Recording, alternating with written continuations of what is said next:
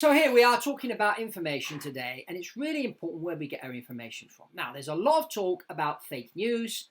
People go to school, that's the education side of the cube, the tuition side of the cube. People go to school, they get, taught certain things and certain ideas about life and where to get their information, and they go into the real world and they get their information from BBC and CNN and Fox News and the newspapers, and they believe what they're actually reading. Well, one of the things I find very useful, and I read a lot of fiction and non-fiction. You see the books behind me. Most of the ones probably you can see right now are actually non-fiction. But what I want to talk to you about today is a book written by Og Mandino. Og Mandino was the editor of Success Unlimited magazine. It's a very interesting magazine. Today it's called Success Magazine. And he was a pilot, just like myself, in the Second World War. And then afterwards he got into sales and then got into becoming the editor of the Success Unlimited magazine, where he's interviewing a lot of successful people and that, and he started writing books. But what he decided to do, instead of writing the usual self-help book where he tells you all about all these techniques and whatnot, he decided to teach through parable. Not through parable, but kind of the way Jesus taught. Jesus taught by telling stories, which is what Og Mandino did. Now, this book here, The Choice, is very interesting. It's about a very high-profile insurance guy who was making a lot of money, under a lot of pressure, etc., etc., and one day he realizes, his children are starting to grow up and he needs to be spending more time with his family.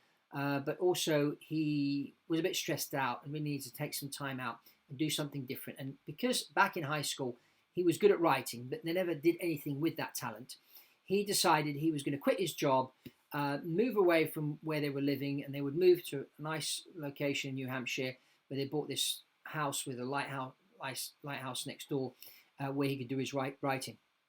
So that's how the story kicks off. He then writes this book, and I'm not going to tell you all the story because I don't want to spoil it for you. I do encourage you to pick up this book by Og Mandino, The Choice. He's written a series of other books as well, the same format. Some are like in today's times and some are, in biblical times, but there's always a story. And within the stories that Og Mandino writes, there are success principles and success lessons. And I find it very, very interesting, very entertaining. It's a very quick read. I mean, all the books, as you can see, are not many pages, just 150 pages. So it's a quick read, but it's well written. There's dialogue, there's movement. It keeps you on the edge of your seat, which is what I like in a book, especially if you're reading fiction. And there's lessons to be learned, lessons that you can take in your everyday life. And that's powerful because you put the book down and you feel uplifted. You feel like you've learned something. You feel like you've got something new in you now. You can go out there and conquer the world. And I think that's really important today. You don't want to read a book that scares you or a book that, freaks you out, but something that inspires you to be your best and do your best. And I think that's really, really key. And that's what I like about the work of Og Mandino, this book, The Choice. Now, let's talk about choices, because choices are important in life. And I believe the most important gift that Heavenly Father has given to each one of us is our free will, the ability to choose. And that's really, really important. Today there's a lot of talk about political correctness and you can't say this and you can't say that. I'm completely against this point of view. I believe everybody should be able to express their opinion on people, on things, on politics, on football teams, on whatever. Okay, but at the same time we should respect other people's opinions, and that's important because if you start to say to people, oh, you can't say this, you can't say that. Now you're restricting people in their thinking and you're not giving them their freedom. And I think freedom is really important, and the freedom to choose is key. So our choices in life are really important. And you see this with a lot of these sci-fi, TV series and movies they put out there lately where they're talking about time travel. And I don't know if time travel is possible, but what I do like about watching a time travel movie is it makes you think and realize how important your decisions are. Even the small ones can make a big difference later on. So let's think carefully about what we're doing in our life, how we use our time, where we get our information from, because this particular episode is about information. So let's question what we're listening to, what we're reading, what we're watching. Let's question, let's go out there, let's do our own research. And today we live in the world of citizen journalists. And believe it or not, there's a lot more real information out there on channels like this on YouTube, where you've got citizen journalists telling you about what really is going on. I mean, take this whole situation with the coronavirus in China, for example. I mean, the news is telling you one story, but, if you search a little bit, you can hear another version.